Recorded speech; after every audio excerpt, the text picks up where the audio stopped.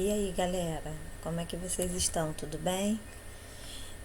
São instrumentos que a gente utiliza quando está desenvolvendo um sistema, tá? Eles são escritos em um documento para orientar a construção de todos os elementos do projeto. A partir de agora, a gente vai conhecer alguns elementos e alguns conceitos que são ligados a esses elementos e do caso de uso.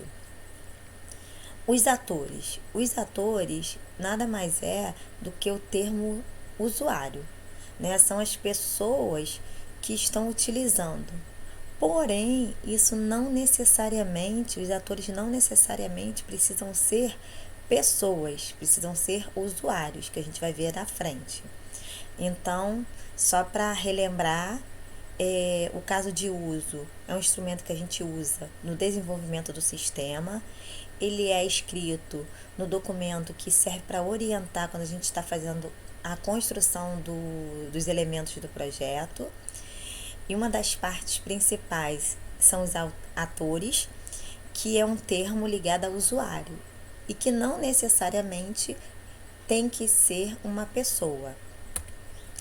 Existem dois tipos de atores: o ator iniciador.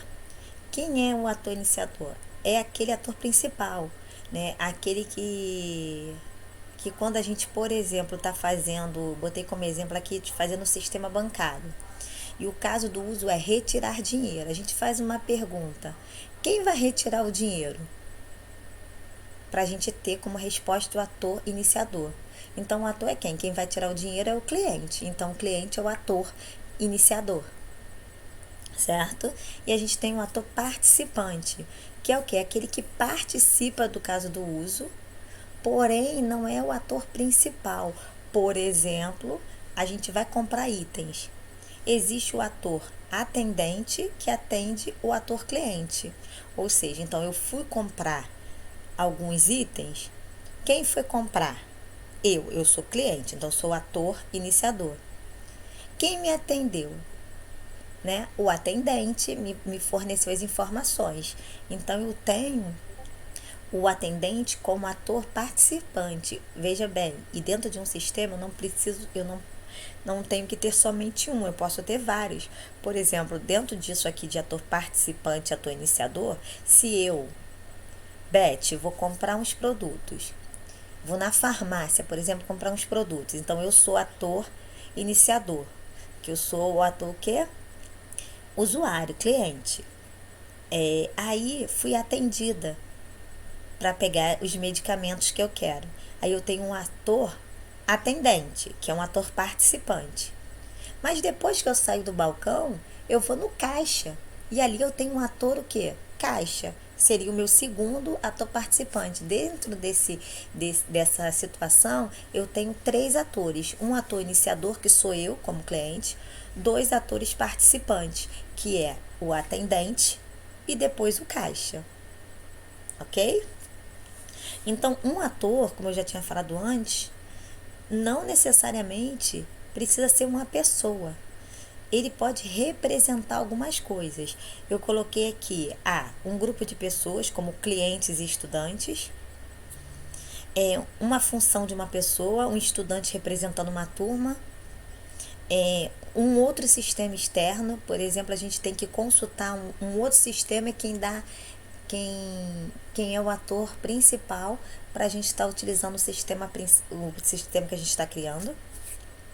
E um conceito abstrato, como hora, data. Como é que se utiliza isso? Por exemplo, eu tenho uma data e uma hora, que a partir daquela data e daquela hora, todos os pedidos que foram feitos há mais de 6 meses e não foram entregues vão ser cancelados. Então, automaticamente, naquela data e naquela hora, ele vai cancelar esses pedidos. Ok?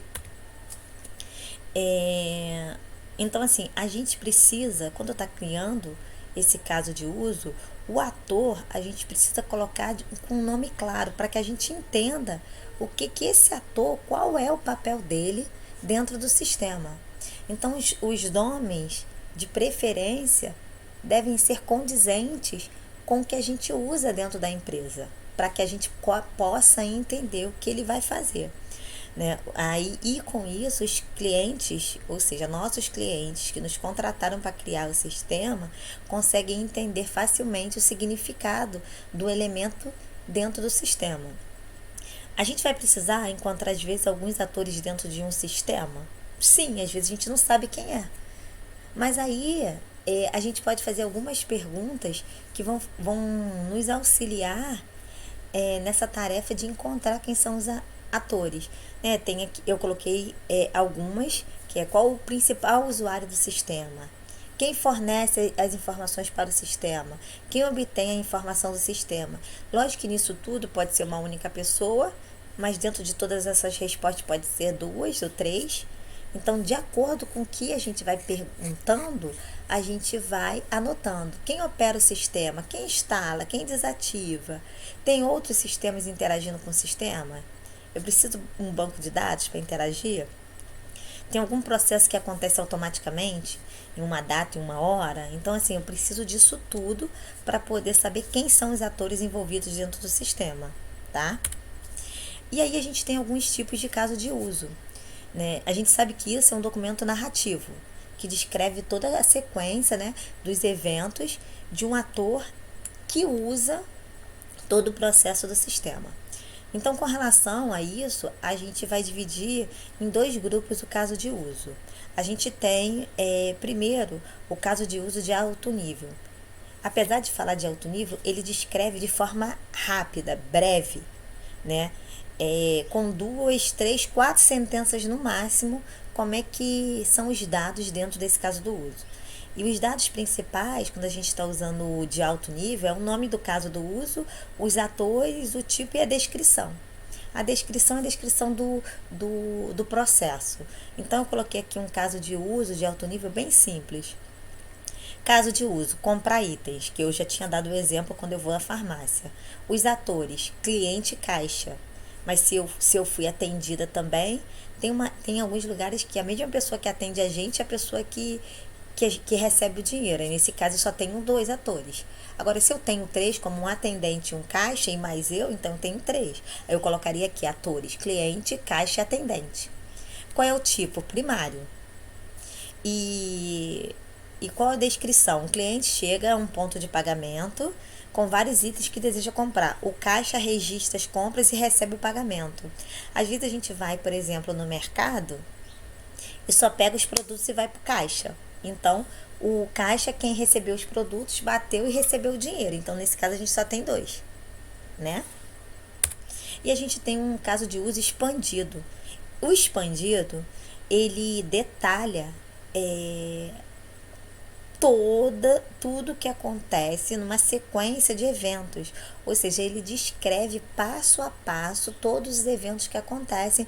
Eu coloquei alguns aqui que a gente pode tá utilizando, né? Aí eu coloquei a operação e o resumo do que ele faz. No caso de uso expandido, a gente pode utilizar os seguintes dados: o nome, que é o identificador do caso de uso, né?